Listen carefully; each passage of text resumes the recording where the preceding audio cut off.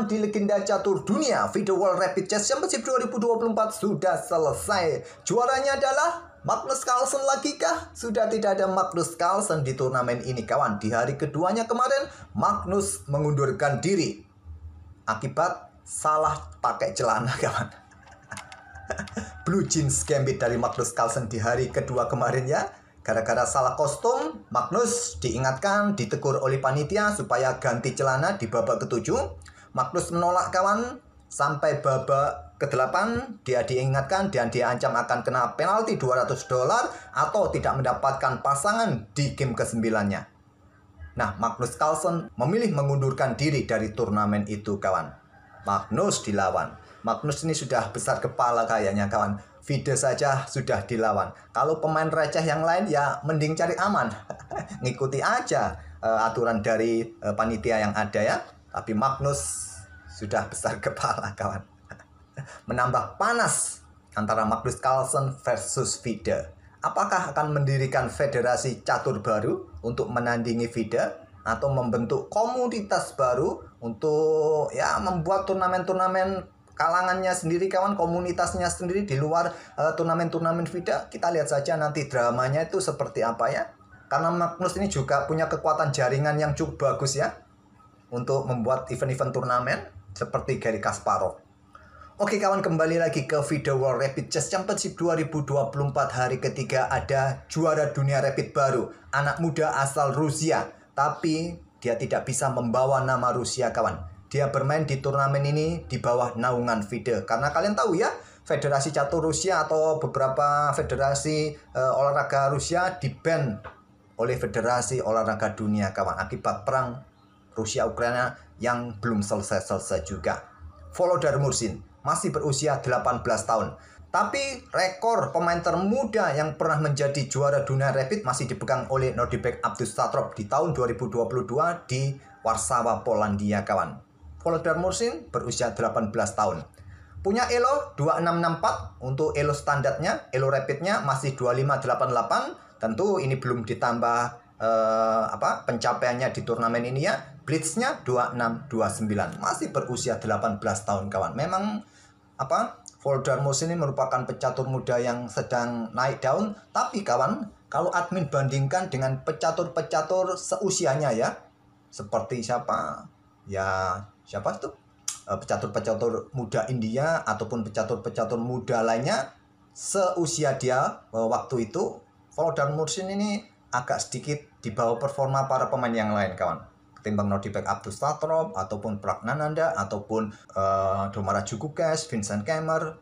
Grafiknya itu agak sedikit lambat Volodar Mursin ini. Tapi pencapaian luar biasa dicapai oleh Volodar Mursin di turnamen ini kawan. Dia mendapatkan 10 poin kawan. Tak terkalahkan di turnamen ini. 7 kali menang, 6 kali remis. Dia sempat mengalahkan pemain-pemain kuat macam Fabiano Caruana. Dikalahkannya di babak kedua. Alexander Brodnik juga ini pemain kuat kawan di permainan cepat. Kemudian juga menahan imbang pemain-pemain kuat lainnya macam Levon Aronian, Lene Dominguez, kawan Arjun Erigaisi pun juga diimbangi. Arnis Giri pun juga dan sempat mengalahkan Hikaru Nakamura kemarin di hari kedua, game terakhir, game ke-9 kawan. Hikaru Nakamura blunder dalam posisi permainan level imbang yang bisa berakhir match tapi blunder dan juga mengalahkan Jan Krzysztof Duda di game ke-10 tadi subuh kawan. Bermain imbang lawan Alexander Grischuk. Dan inilah kemenangan kunci dari Volodar Mursin mengalahkan Pragnananda pada game kedua, game ke-12. Nah, game inilah yang akan kita otak-atik. Sedangkan untuk kategori woman-nya kawan, juaranya adalah Hampi Koneru asal India. Ini merupakan gelar keduanya bagi Hampi Koneru kawan. Memetik 7 kali menang kawan, 3 kali remis dan sempat kalah di game pertamanya. Nah, kemenangan kunci didapat oleh Hampi Koneru ini pada game terakhir saat menghadapi Iren Karisma Sukandar. Andai di game terakhir ini Iren berhasil mengalahkan Hampi Koneru, Iren yang akan menjadi juara dunia. Karena di game terakhir babak 11 kedua pemain ini mempunyai poin yang sama kawan. 7,5 poin yang sama. Iren bisa menjadi juara. Andai bisa mengalahkan Hampi Koneru. Partai antara Hampi Koneru versus Iren ini merupakan, kalau tidak salah, merupakan partai yang terakhir kali selesai kawan. Kalau tidak salah, admin lihat tadi, sempat sekilas admin lihat kawan. Ya, Sayang sekali ya buat Iren ya, kepleset di game terakhirnya. Andai remis kawan, Iren mungkin punya kesempatan bermain tie breaks. 8 poin yang sama dengan 7 pemain lainnya. Punya kesempatan tie breaks. Sayang sekali ya. Tapi sudah luar biasa. Ini pencapaian yang luar biasa buat Iren kawan. Dia finish di posisi ke-9 di bawah Bibisara Asabayeva dengan 7,5 poin. Oke, selamat buat para pemenang. Dan juga buat Iren Karisma Suganda. Untuk gamenya Iren saya ulas untuk video nanti siang saja ya. Kita akan ke permainannya Volodar Mursin yang sudah banyak ditunggu-tunggu oleh para penonton atau spektator catur dari Indonesia. Sempat kemarin admin janjikan untuk mengulas permainannya saat melawan Hikaru Nakamura, tapi kemarin sore, kemarin malam agak sedikit males admin. Sudah 3 game yang admin upload kemarin kawan. Di catur mini 1 game, di legenda catur dunia 2 game kawan. Oke kawan. Nah, Volodar Mursin menjadi juara. Kali ini ada campur tangannya Alexander Grischuk kawan. Alexander Grischuk merupakan pesaing terdekat dari Volodar Mursin, selisih setengah poin saja. Di game terakhirnya Alexander Grischuk berhadapan dengan Leonard Dominguez dan bermain remis cepat. Hanya 12 langkah. Setelah Leonard Dominguez bermain dengan pion D5, salah satu pemain ini kawan menawarkan remis. Kalau di live streamingnya menyebutkan Leonard Dominguez yang menawarkan remis dan langsung diterima oleh Alexander Grischuk. Padahal untuk menjadi juara atau paling tidak memaksa ke tie breaks, Alexander Grischuk ini harus menang melawan Leonard Dominguez. Kalau Volodar Mursin remis, Grischuk menang, ada tie breaks. Kalau Volodar Mursin menang, ya tetap Volodar Mursin yang menjadi juara. Kalau Volodar Mursin kalah, Grischuk menang, ya Grischuk yang menjadi juara. Tapi Grischuk melepaskan game terakhirnya remis cepat. Nah, inilah campur tangan Alexander Grischuk memberikan gelar juara pada juniornya. Luar biasa pemain senior 1 ini kawan. Patut dianjungi jempol ya. Walaupun dia punya kesempatan untuk memaksa ke tie breaks, ya oke, sudah cukup lah mendapatkan medali perak. Oke kawan, kita lihat permainannya Volodar Mursin melawan Pragnananda pada game ke-12. Di sini Prak Pegang Putih kawan mengawali pembukaan Italia, pion E4, pion E5, kuda F3, kuda C6, gajah C4, gajah C5, Giojo piano. Dan Prak memilih jalur utama permainan Giojo piano, pion C3, disusul dengan pion D4, rokade kawan. Dan Mursin melanjutkan kuda F6-nya serang pion, biasanya ya pion D3 ya. Nanti dilanjut dengan langkah pion D6, rokade pendek, pion A6. Nah, bisa melanjut gajah B3, pion A4 kawan. Mungkin kalian suka dengan pion A4, dilanjut gajah A7, benteng E1, rokade. Oke kawan, di sini Prak memilih permainan petak pusat, serangan petak pusat dengan pion D4. Dalam permainan klasikal ya, jarang kita temui variasi center attack seperti ini, tapi ini adalah permainan rapid kawan. Apa salahnya mencoba permainan yang liar? Langsung menawarkan permainan terbuka di petak pusat dengan pion D4 dan diterima juga dengan pion E pukul pion D4. Nah, pion C pukul balik pion D4, pion E5, 2 opsi yang paling banyak kita lihat kawan. Prak memilih dengan pion E5. Kalau berlanjut dengan pion C pukul pion D4, kita dapat Greco Gambit. Tentu gajah B4 skak, blokade dengan gajah D2 yang paling banyak. Kalau dengan kuda ya kuda ambil pion E4. Nah, di posisi ini kalian bisa langsung melakukan pertukaran ambil balik dengan kuda menjaga pion. Tapi kalau kalian mencoba ambil pion E4 dengan kuda langsung, putih yang akan mendahului gajah pukul gajah ambil balik oleh kuda, gajah F7 ambil pion, raja ambil balik, menteri keluar skak mendapatkan kuda di sini, mundur ke F8 ambil kuda tempo skak, ada menteri E7 jual beli. Itulah variasi yang bisa terjadi, bisa jadi bahan referensi kita belajar ya saat kita menemui permainan center seperti ini. Perlu diingat-ingat kawan, jalurnya seperti itu tadi. Oke, pion E5 dipilih oleh Pragnananda. Pion D5 tentu saja balasannya kawan, di sini gajah B5. Kalau kalian memilih pertukaran semacam ini kan akan memberikan keuntungan bagi hitam, termasuk ruang-ruang yang terbuka leluasa bagi buah-buahnya kawan. Coba lihat, kita akan perpanjang lagi variasi ini sebagai bahan belajar kawan ya. Pion ambil gajah C4, kalian kehilangan gajah terang kawan, dan berpotensi juga pion siap didorong. Nah, mungkin pion F pukul pion G7 ancam benteng terlebih dahulu, benteng geser, baru pion C pukul pion D4, kuda ambil balik, rokade kawan, dan Di sini benteng ambil pion G7. Nah, coba lihat. Benteng mempunyai lajur semi terbuka, hitam bermain dengan sepasang gajahnya di area yang sudah mulai terbuka. Tentu hitam diuntungkan di posisi seperti ini. Tapi juga putih masih bisa mempertahankan, tapi sulit kawan. Oke, jadi memilih gajah B5, langkah terbaik. Kuda E4, pion C pukul pion D4, gajah mundur ke B6, ada kuda C3 melanjutkan pengembangan, rokade pendek, mursin, kemudian prak gajah E3, kembangkan gajah gelap terlebih dahulu, kemudian benteng mengikuti ke lajur C, perkuat posisi pion senternya terlebih dahulu kawan. Kemudian di sini ada gajah F5, perkuat posisi kuda. Rokade pendek prak, mursin menukarkan kuda pukul kuda C3, ambil balik oleh pion, tercipta pion-pion lemah kawan, pion terpisah, pion terbelakang, backward pawn di petak C3. Pion F6 tantang mursin, bisa diterima juga, cuma prak bermain dengan langkah menteri D2, diterima juga menteri ambil balik. Nah, mungkin dilanjut dengan pion A4 di sini, atau langsung bermain dengan pion A4. Menurut engine juga bagus, bentuk langkah menunggu juga kawan. Memilih menteri naik ke petak D2, berkoneksi dengan gajah, koneksikan dua bentengnya, kemudian ada gajah ke E4. Sikat kuda, dilanjut dengan pion pukul pion kuda ambil balik. Oleh karena itu gajah sikat kuda C6 terlebih dahulu dari Pragnananda. Ambil balik dan melanjutkan dengan pion E pukul pion F6. Terlebih dahulu gajah sikat kuda F3, pion pukul pion G7, tempo ancam benteng, benteng diangkat naik ke petak F7, baru pion ambil gajah F3. Lanjut Pragnananda. Menteri F6, biarkan saja pion ini menjadi tameng kawan, gampang diambil oleh benteng nanti, mengisi lajur G, mengancam pion, pion dorong maju ke F4. Nah, di sini mursin angkat menteri petak F5. Apa tujuannya kawan? Sinikah? Sinikah? Di sini raja langsung geser petak H1. Kalau ada menteri E4 skak, ya masih ada pion F3 ya, nggak ada masalah. Oke, benteng ambil pion G7 terlebih dahulu. Menteri E2 menjaga petak G4 kawan. Di sini ada raja F7 segera dobling. Ada opsi yang lain juga. Stockfish menyarankan benteng ini langsung dikeluarkan ke petak E8. Oke, raja ke petak F7, berikan jalan bagi benteng satunya, dobling di lajur G. Dan harusnya sudah dinetralisir dengan benteng G1 kawan. Kalau ada benteng AG8, angkat benteng ke petak G5.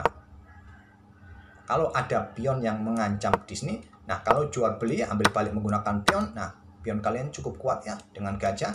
Nah kalau di sini diusir dengan pion H6, terbuka diagonal ini bisa diisi, pion bisa jatuh. Oke, jadi menteri F3 pilihan dari Pragnananda. Benteng AG8, ada benteng A E1. Menteri G4 menantang pertukaran, diterima langsung oleh Pragnananda, ambil balik. Kemudian benteng C1, berikan dukungan pertarungan di petak C4 nanti. Raja F6, benteng turun ke G6 atau naik ke petak G6 untuk perkuat baris ke-6-nya merupakan opsi yang ditawarkan oleh Stockfish, atau paling tidak raja ke petak E6 kalau ingin bergerak kawan secepat mungkin untuk mendekati pion-pion di center. Tapi ke petak F6 beda lagi ya. Kalau geser ke sini butuh tempo lagi. Pion C4 lanjut Pragnananda. Raja F5, pion C5.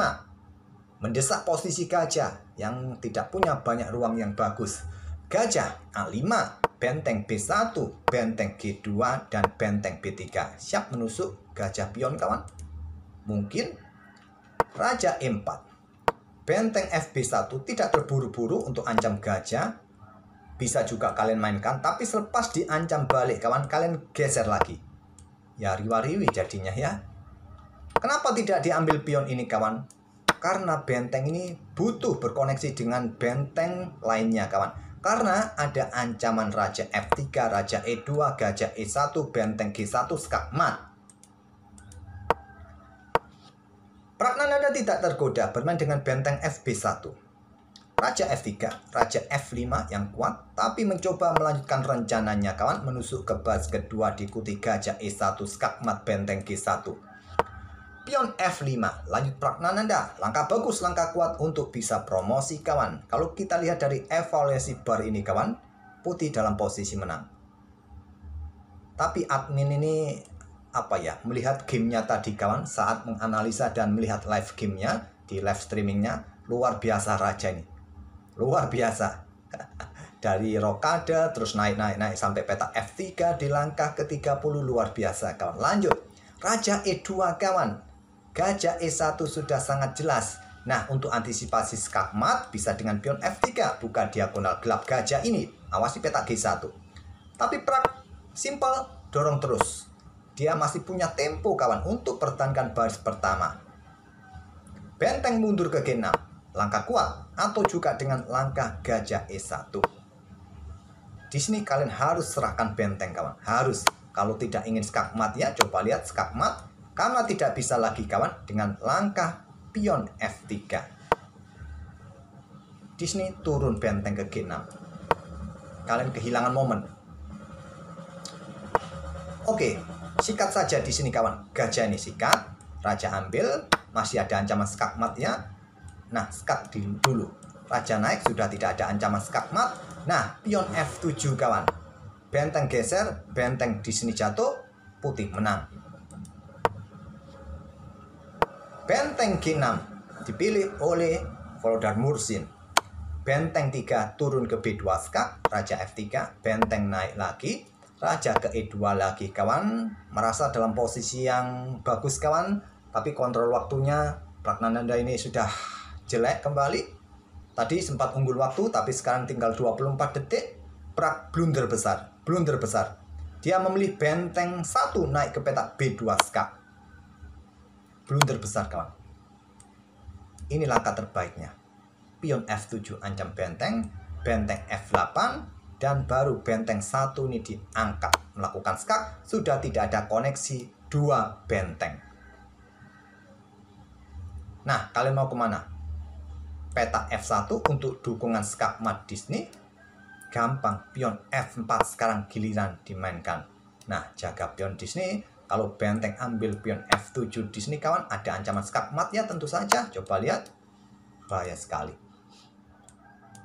Oke kawan. Prak memilih benteng 1 ke B2 skak.